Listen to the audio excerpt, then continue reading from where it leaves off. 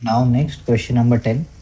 In a circular arrangement of 15 people, क्या दिया हुआ है हमें? सर्कुलर अरेंजमेंट दिया है 15 लोगों का. What is the probability that exactly 4 person are sitting between two specific people A and B?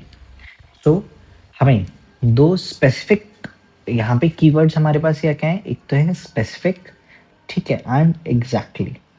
सो दो स्पेसिफिक लोगों के बीच में ए और बी, दो स्पेसिफिक लोगों के बीच में हमें चार लोगों को बिठाना है. So now let's start solving. So total ways जो हमारे पास होंगे वो होंगे 15 minus 1 factorial, that would be 14 factorial. क्यों? क्योंकि अगर हमें दो स्पेसिफिक लोगों के बीच में हमें फिक्स कराना है, सेट कराना है चार लोगों को, तो हम क्या करेंगे? उसके लिए सबसे पहले हम एक पर्सन को अपनी जगह पे फिक्स कर देंगे. फॉर एग्जांपल हमारे पास एक राउंड टेबल है, ठीक है, इसमें अगर हम यहाँ पे हम ए को फिक्स कर देते हैं, सो ए तो अब निकल गया, एक टोटल में से एक पर्सन तो हमारा निकल गया, तो यहाँ पे 14 फैक्टोरियल रह गया. अब इसको हमने फिक्स कर दिया यहाँ पे, तो हम बाकी अब कैलकुलेट कर सकते हैं हम बाकी बी को कहाँ बिठाएंगे और लोगों को कहाँ पे बिठाएंगे. ठीक है, सो उसके लिए सबसे पहले हमें एक बंदा जो पहला है इनिशियली उसे फिक्स करना पड़ेगा. ठीक है, सो उसके लिए हमने यहाँ पे फिक्स कर दिया एक को. यहाँ पे हम लिख भी देते हैं हमने क्यों किया है. Because we are fixing a specific person, that is A. Okay, so हमने यहाँ पे एक पर्सन को फिक्स कर दिया जो कि हमने ए मान लिया. ठीक है, देन नेक्स्ट अब हमारे पास बी बचा. हमें अब बी को बिठाना है. हम यहाँ पे सर्कल बना लेते हैं. हमने यहाँ पे इस राउंड टेबल पे यहाँ पे हमने ए को तो फिक्स कर दिया. ठीक है, अब हमें बी को बिठाना है. ठीक है, अब बी किस तरीके से बैठ सकता है? यहाँ पे फॉर एग्जांपल हम मानते हैं 1 2 3 4 सीट यहाँ पे हैं, 1 2 3 4 सीट यहाँ पे हैं. अब हमें बीच में चार लोगों को बैठाना है, 1 2 3 4, 1 2 3 4. सो अब बी या तो यहाँ पे बैठ सकता है, ठीक है, तो बीच में हमारे चार लोग हो जाएंगे, या फिर बी इस तरफ बैठ सकता है, तो बीच में हमारे चार लोग हो जाएंगे ए और बी के बीच में.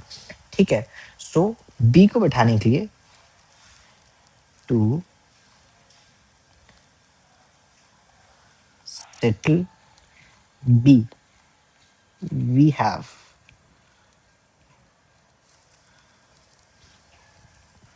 two possibilities.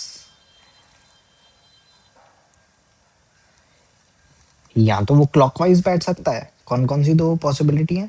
या तो वो क्लॉकवाइज बैठ सकता है, या तो वो एंटी क्लॉकवाइज बैठ सकता है.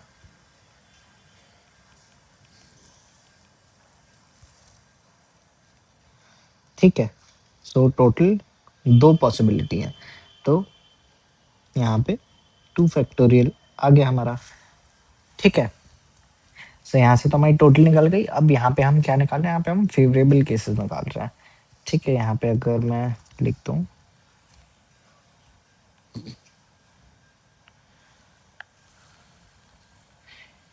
फेवरेबल केसेस, अब हम निकाल रहे हैं. टोटल तो हमने निकाल लिए, टोटल कितने होंगे? 14 फैक्टोरियल. अब फेवरेबल केसेस हमारे क्या होंगे? हम बी को बिठा सकते हैं दो जगह, तो बी की कितनी हो गई? दो हो गई. अब हमारे पास ए और बी सेटल हो गए. टोटल हमारे पास 15 पीपल्स थे, ए और बी उसमें से सेटल हो गए. बाकी बचे कितने लोग? रिमेनिंग पीपल बचे 13.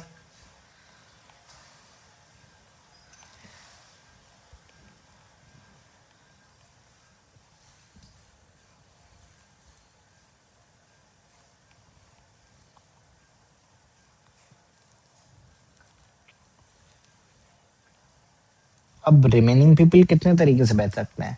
13 पीपल बचे, तो 13 फैक्टोरियल. हमारे जो रिमेनिंग पीपल हैं वो इतने तरीकों से बैठ सकते हैं. कितने? 13 तरीकों से. Okay, so probability favorable upon total. Okay.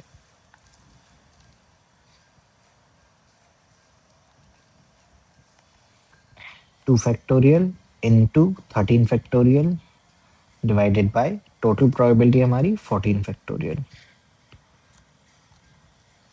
तो इसका आंसर आ जाएगा जब हम सॉल्व करेंगे तो यहाँ पे 2 multiplied by 13 factorial into 14 factorial multiplied, sorry 14,